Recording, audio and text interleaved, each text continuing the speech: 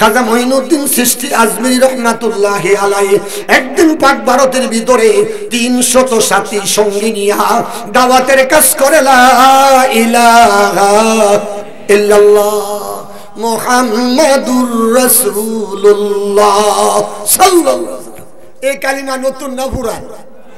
সকল নবীর দাওয়াত ছিল কি? সকল নবীর দাওয়াত ছিল কি?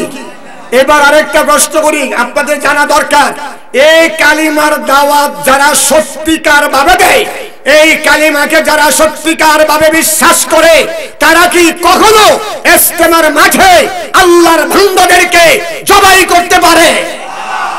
কথা কয় না। আল্লাহর বান্দাদেরকে জবাই করেছে যারা, নিঃসন্দেহে বিগত দিনের সন্ত্রাসী সাদাবাদী গামচুতি হলো তারা, ঠিক না বেঠে?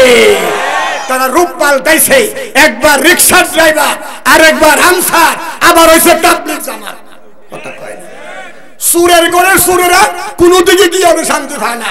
এখন টুপি লাগাইছে, গর্ত একটা জুব্বা লাগাইছে, কিনা দাঁড়িয়ে তো তোর মধ্যে লাগাই দিছে, লাগাই দিয়ে ইস্তেমার মাঠে গিয়া কো আমরা তবলিগি, কই আরেক কথারে জমা করে আলা।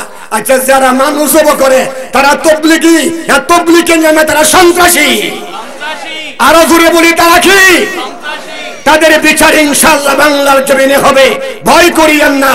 এই দিনের দাওয়াত চলছে, কিয়ামত পর্যন্ত চলবে, ইস্তেমা চলবে, আল্লাহ কবুল করবে, তবে অপেক্ষা করতে হবে ইনশাআল্লাহ, ঠিক না বেঠে?